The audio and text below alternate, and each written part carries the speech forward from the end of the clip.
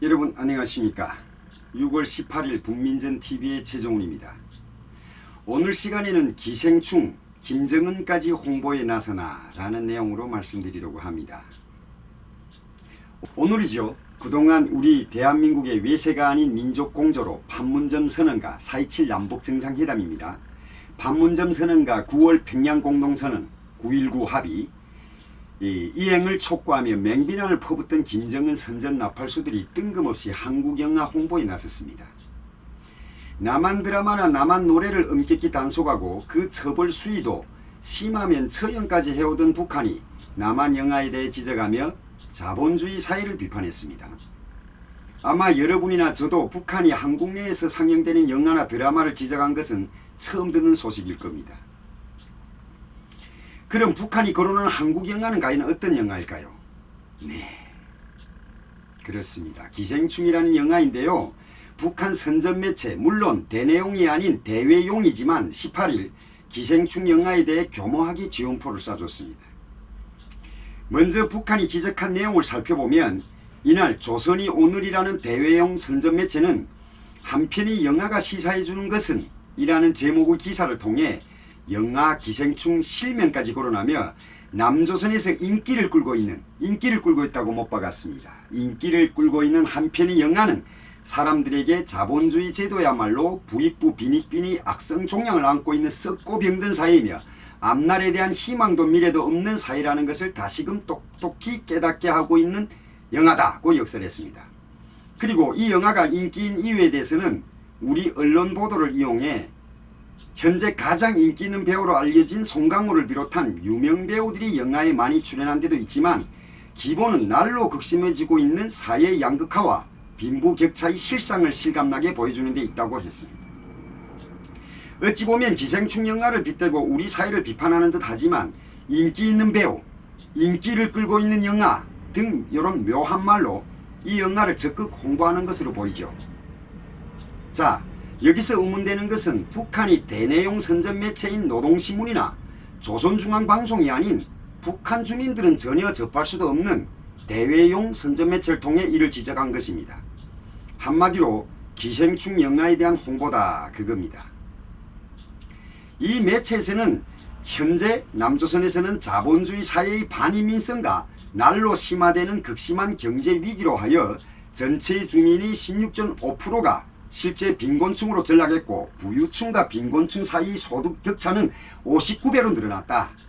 가난이 대물림으로 흙수저라는 말이 유행이 되어 양극화와 빈부 차이가 심해졌다라고 주장했어요. 그리고 반면 인민대중이 국가와 사회의 진정한 주인으로 된 우리 공화국은 누구나 평등하고 고루롭다, 균등하다 그 뜻입니다. 고루로운 삶을 누리고 있어 세상 사람들이 부러움과 동경의 대상이 되고 있다고 얘기했어요. 웃기죠.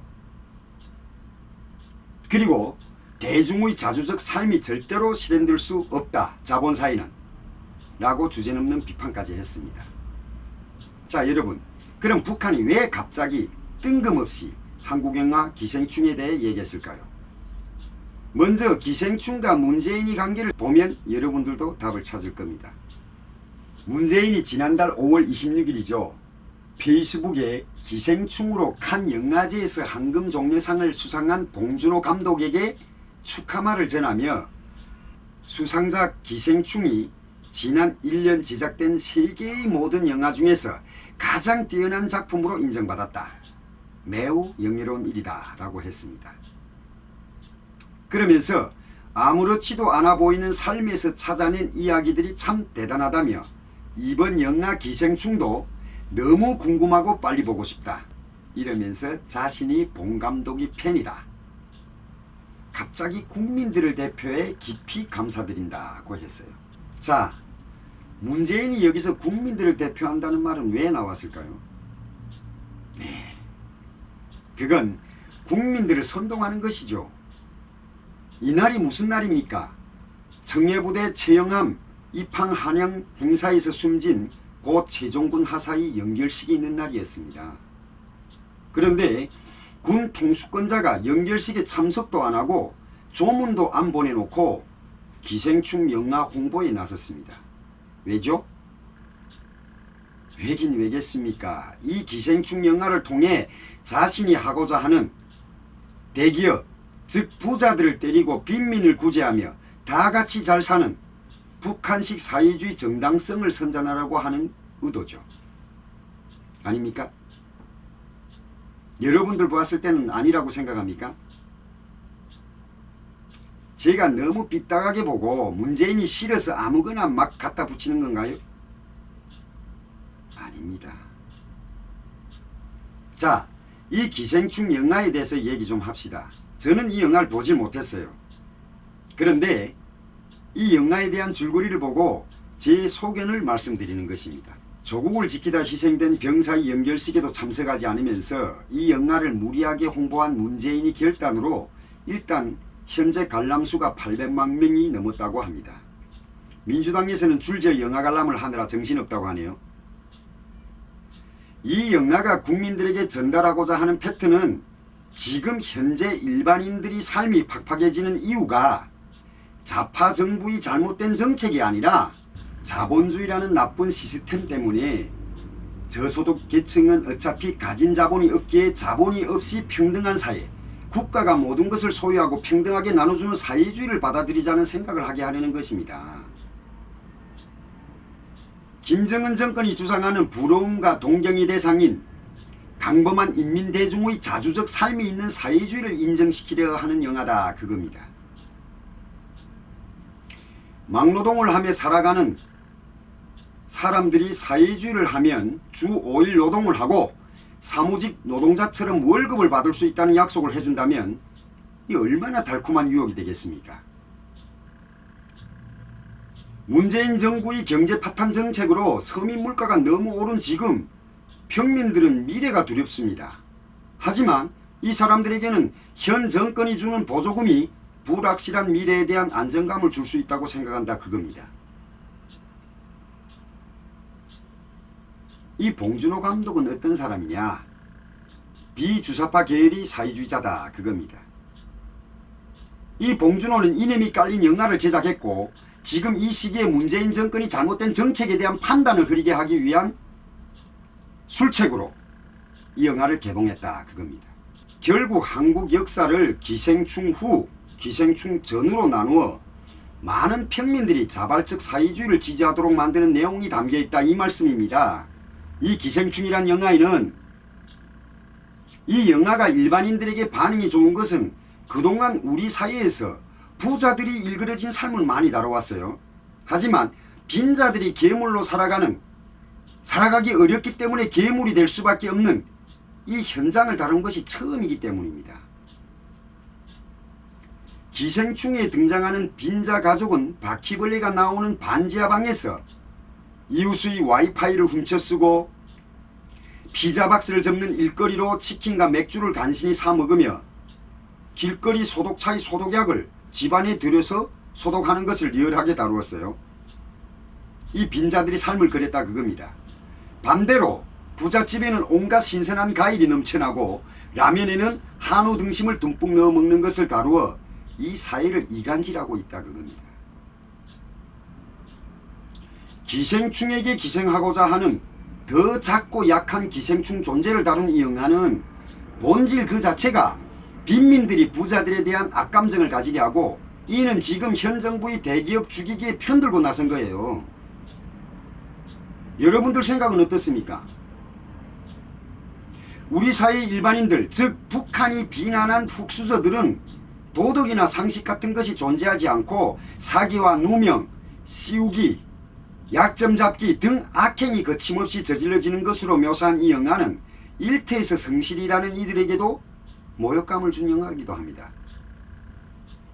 그런데 자신이 노력 없이 다른 존재가 읽어놓은 것을 몰래 훔쳐먹으며 살아가는 기생충 영화의 내용은 누가 봐도 부도덕해 보이는 행태지만 지금 이 사회 일반인들은 다른 방식으로 기생충을 보고 있다 그것입니다.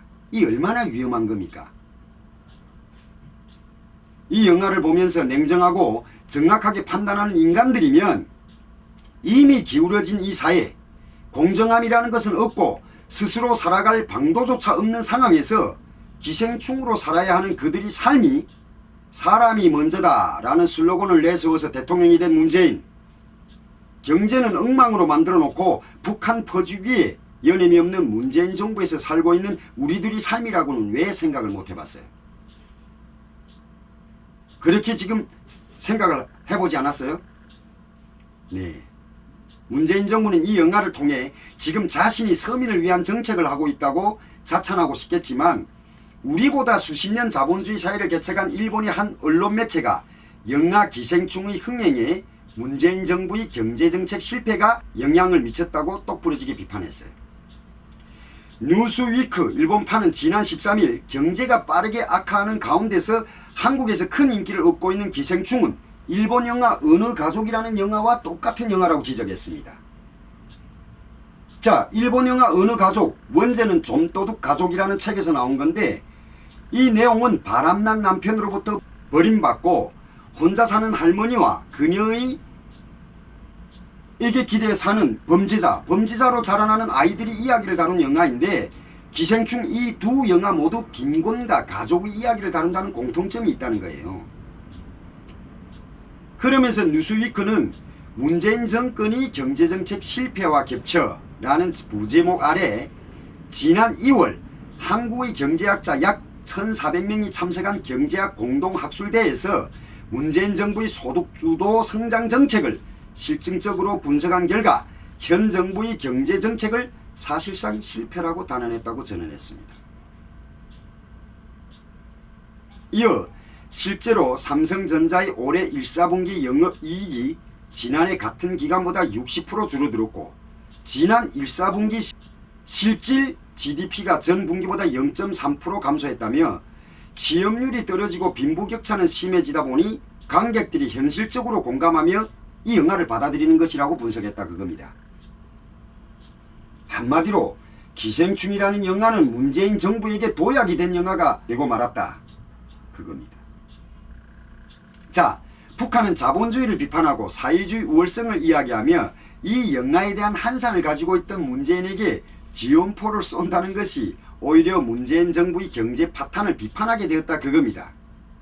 왜? 북한은 사회주의 방식으로 이 영화를 평가하고 분석했다 그겁니다.